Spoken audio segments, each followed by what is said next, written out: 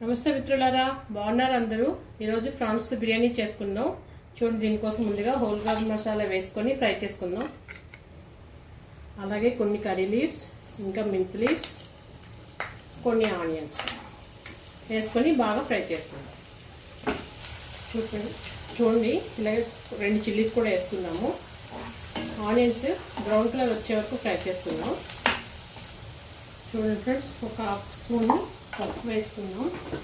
అలాగే ఒక స్పూన్ బిర్యానీకి సరిపడా ఇప్పుడే యాడ్ చేసుకుంటాను. ఎందుకంటే మనం వేస్తున్న ప్రాన్స్కి బాగా లోపల వరకు ఉంటుంది సాల్ట్ అనేది. అప్పుడు చప్పగా ఉండకుండా కొంచెం టేస్టీగా ఉంటాయి ప్రాన్స్ అనేవి. ఓకేనా ఫ్రెండ్స్? అలాగే కొంచెం అల్లం వెల్లుల్లి పేస్ట్,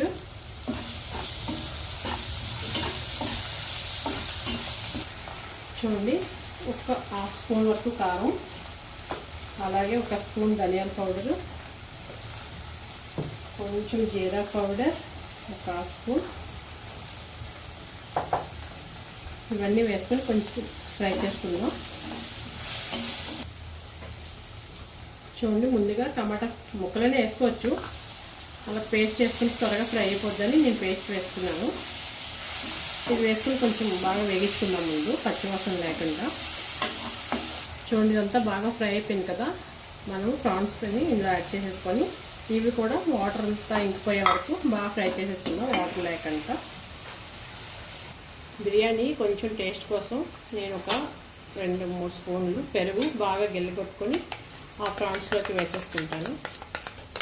ఎందుకంటే ముక్కలు లేకుండా ఇలా బాగా కొంత అనేసుకుంటే బాగా సాఫ్ట్గా అయిపోతుంది పెరుగు.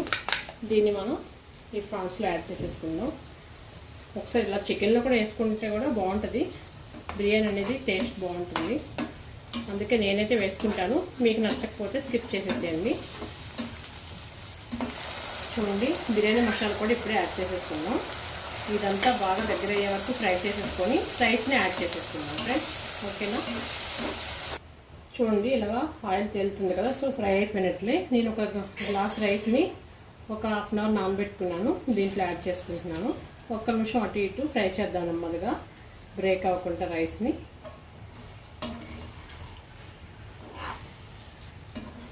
స్లోగా అనుకోండి, లేదంటే మళ్ళీ బ్రేక్ అయిపోతుంది, ముద్ద అయిపోతుంది. సో ఒక 2 మినిట్స్ ఇలా దీంట్లో ఫ్రై చేసుకుందాం. చూడండి, ఇలా స్లోగా అటు ఇటు టర్న్ చేసుకోండి. 1 నిమిషం ఆయిల్లో ఫ్రై అవుతే కొంచెం బాగుంటుంది. సో అందుకని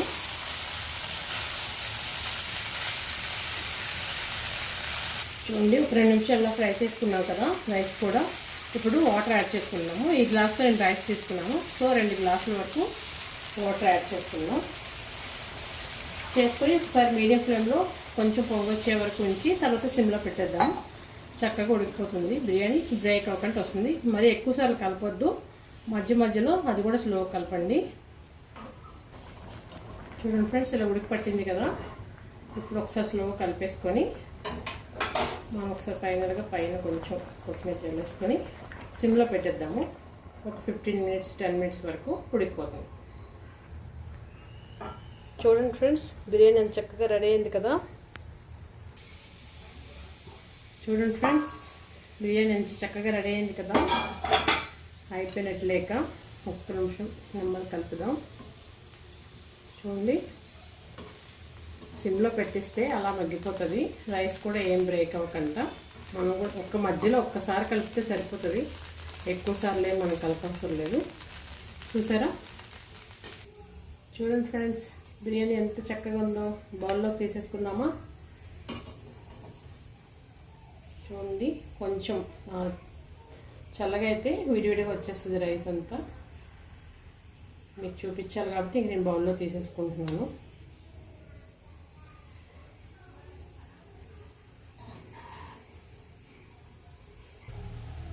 చూడండి ఫ్రెండ్స్, ప్రాన్స్ బిర్యానీ రెడీ అయిపోయింది. ఇలా సింపుల్గా ఈజీగా చేసుకోండి. ఎక్కువ టైం ఏం పట్టదు.